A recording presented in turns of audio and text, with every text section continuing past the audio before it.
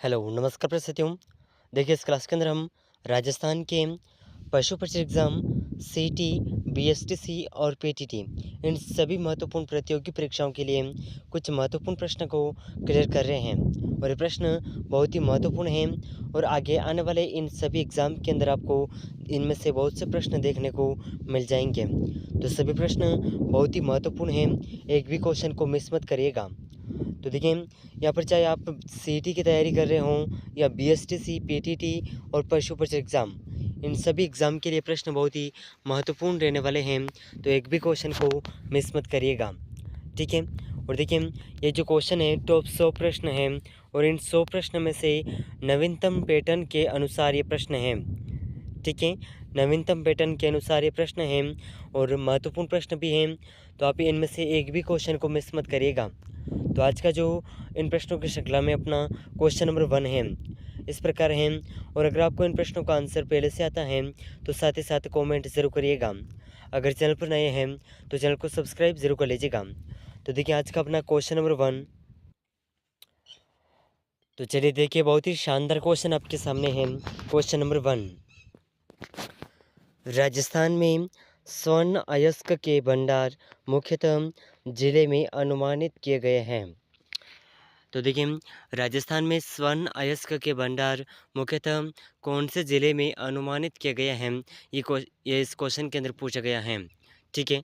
तो देखिए इसका जो ऑप्शन है, option 1 Banswara, option 2 Pratapgarh, option 3 Rajsamand, option 4 है डूंगरपुर।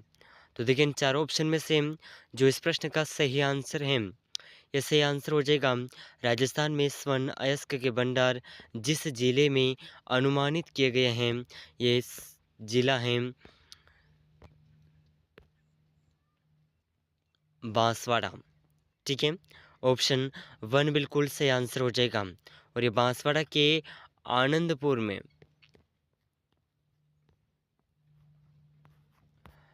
आनंदपुर में अनुमानित किए गए हैं, ठीक है। ज़रूर याद रखिएगा। चलिए नेक्स्ट क्वेश्चन, क्वेश्चन नंबर 2।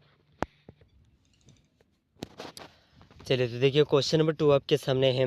बहुत ही शानदार क्वेश्चन और महत्वपूर्ण प्रश्न भी हैं, ठीक है। आने वाले एग्ज़ाम के अंदर देखने को मिल सकता है, चाहे बीएसटीसी हो, सीटी हो या पीटीटी एग्ज़ाम या पशु परीक्षा एग्ज़ाम, उन सभी प्रतियोगी परीक्षाओं के लिए बहुत ही महत्वपूर्ण प्रश्न है। तो देखिए क्वेश्चन नंबर 2, राजस्थान में ऑयल रिफाइनरी की स्थापना कहाँ की जा रही है। तो देखिए राजस्थान में ऑयल रिफाइनरी की स्थापना कहाँ पर की जा रही है।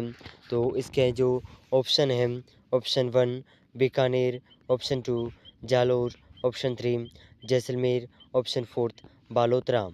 तो इन चार ऑप्शन में से ऑप्शन 4 बिल्कुल से आंसर हो जाएगा। राजस्थान में ऑयल रिफाइनरी की स्थापना बालोतरा में की जा रही है, ठीक है। ज़रूर याद रखिएगा। चलिए नेक्स्ट क्वेश्चन, क्वेश्चन नंबर 3। चलिए तो देखिए बहुत ही शानदार क्वेश्चन है, महत्वपूर्ण प्रश्न भी है, ज़रूर याद रखिएगा, ठीक है। तो देखिए इस क्वेश्चन के अंदर हमें सूची 1 को सूची 2 से सुमेलित करना है, यानी कि मिलान इस सूची के अंदर इस क्वेश्चन के अंदर करने हैं, ठीक है। तो देखिए इसका जो ऑप्शन है, ऑप्शन ए ऊन मंडी। तो देखिए ऊन मंडी जो है राजस्थान के बीकानेर ज़िले में है, तो इसका जो मिलान है ऑप्शन 2 के यहाँ पर हो जाएगा। और संगमरमर मंडी, तो ये राजस्थान के किशनगढ़ में है और किशनगढ़ मंडी कहाँ पर है, अजमेर में, ठीक है। ज़रूरत रखिएगा। तो नेक्स्ट ऑप्शन है राजस्थान का कानपुर। तो देखिए क्वेश्चन भी पूछा जा सकता है कि राजस्थान का कानपुर किसे कहा जाता है, ठीक है। ये क्वेश्चन के अंदर पूछा जा सकता है। तो इसके लिए आपके जो सही ऑप्शन है, राजस्थान का कानपुर कोटा को कहा जाता है, ठीक है, कोटा को।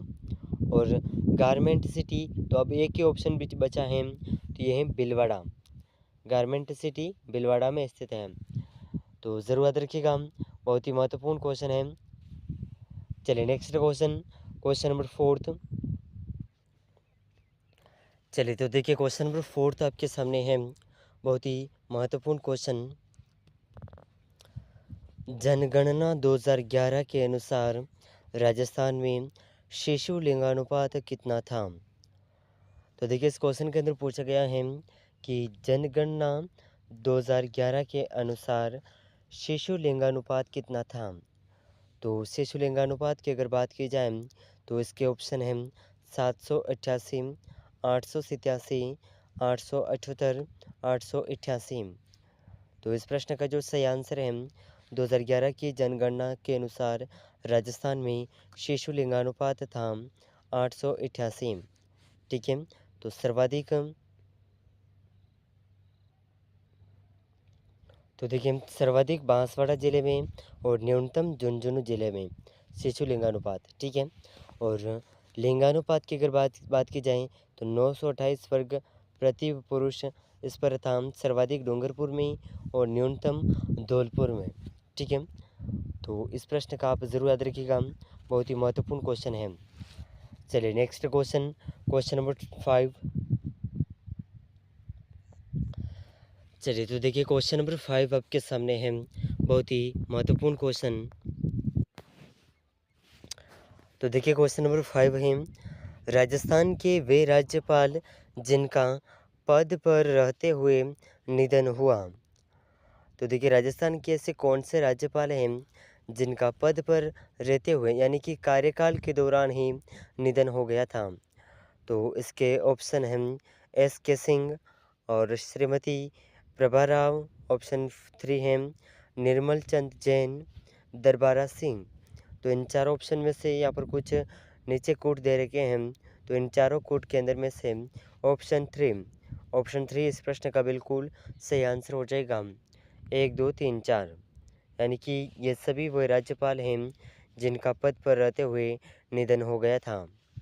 ठीक है, इनका नाम आप ज़रूर याद रखिएगा, हो सकता है आगे एग्ज़ाम के अंदर पूछा जा सकता है। ठीक है, तो देखिए नेक्स्ट क्वेश्चन है क्वेश्चन नंबर 6। चलिए तो देखिए क्वेश्चन नंबर 6 आपके सामने है, बहुत ही महत्वपूर्ण क्वेश्चन। कौन सी विधानसभा भंग होने के कारण राजस्थान में प्रथम मध्य अवधि चुनाव हुए? तो देखिए ऐसी कौन सी विधानसभा है राजस्थान की जिसे भंग हो जाने पर जो प्रथम मध्य अवधि यानी कि ऐसी पहली विधानसभा थी जिसके भंग होने के बाद, जिसके आधे कार्यकाल में भंग होने के बाद चुनाव किए गए थे। तो इस विधानसभा के नाम हैं चौथी विधानसभा, छठी विधानसभा, सातवीं विधानसभा, तीसरी विधानसभा। तो देखिए इन चारों ऑप्शन में से जो इस प्रश्न का सही आंसर है ऑप्शन 2, छठी विधानसभा के भंग होने पर मध्यावधि में चुनाव हुए थे। ठीक है, और देखिए तीसरी विधानसभा जो भंग हुई थी उस समय राष्ट्रपति शासन लगा था। ठीक है, राष्ट्रपति शासन ज़रूर याद रखिएगा। चलिए नेक्स्ट क्वेश्चन है क्वेश्चन नंबर 7।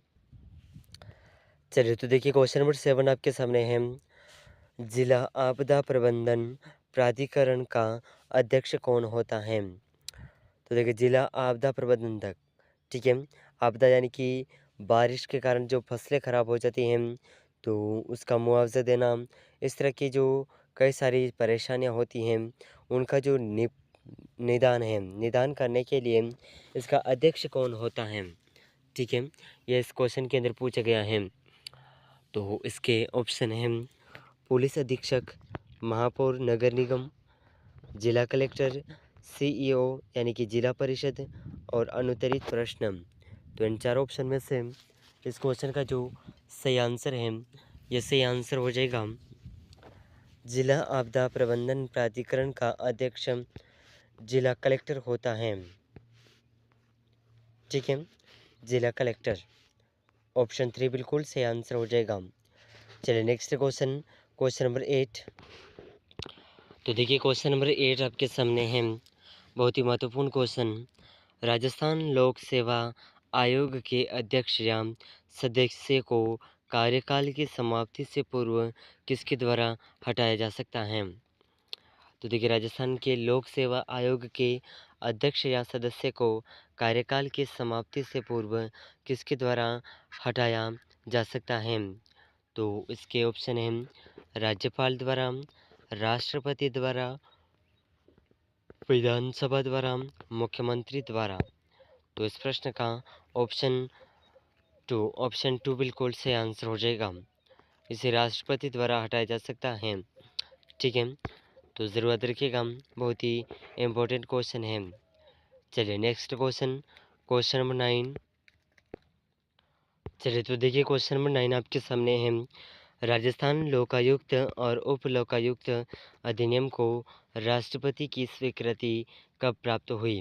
तो इसके ऑप्शन है 1983, 1977, 1973, 1985। तो इसका सही आंसर हो जाएगा 1973। ठीक है, राजस्थान लोकायुक्त और उप लोकायुक्त अधिनियम को राष्ट्रपति की स्वीकृति 1973 में प्रदान हुई थी। ठीक है, तो इसका जो नेक्स्ट क्वेश्चन है क्वेश्चन नंबर 10। चलिए तो देखिए क्वेश्चन नंबर 10 आपके सामने है। राठौड़ राजवंश के प्रथम शासक कौन थे? तो देखिए राठौड़ राजवंश के प्रथम शासक कौन थे, ये इस क्वेश्चन के अंदर पूछा गया है। ठीक है, तो इसके ऑप्शन हैं ऑप्शन 1 राव रणमल, ऑप्शन 2 मोकल, ऑप्शन 3 राव जोधा, ऑप्शन 4 राव चुंडा। तो देखिए इन चारों ऑप्शन में से राठौड़ राजवंश के प्रथम शासक थे राव चुंडा। ऑप्शन फोर्थ बिल्कुल सही आंसर हो जाएगा। ठीक है, ज़रूरत रखिएगा, बहुत ही महत्वपूर्ण क्वेश्चन है। तो देखें इस क्लास के अंदर हमने राजस्थान की सीईटी एग्ज़ाम, पशु परीक्षा एग्ज़ाम, बीएसटीसी एग्ज़ाम और पीटीटी एग्ज़ाम, इन सभी प्रतियोगी परीक्षाओं के लिए कुछ महत्वपूर्ण प्रश्नों को क्लियर किया है और ये प्रश्न आगे आने वाले एग्ज़ाम के अंदर आपको देखने को मिल जाएंगे। तो सभी प्रश्न बहुत ही महत्वपूर्ण हैं। अगर आपको इन सभी प्रश्नों में से कितने क्वेश्चन आपके सही हुए हैं कमेंट ज़रूर करिएगा। अगर चैनल पर नए हैं तो चैनल को सब्सक्राइब कर लीजिएगा और इस क्लास को अपने दोस्तों तक शेयर ज़रूर करिएगा। तो मिलते हैं अगले महत्वपूर्ण प्रश्नों के साथ में, तब तक के लिए जय हिंद, जय भारत।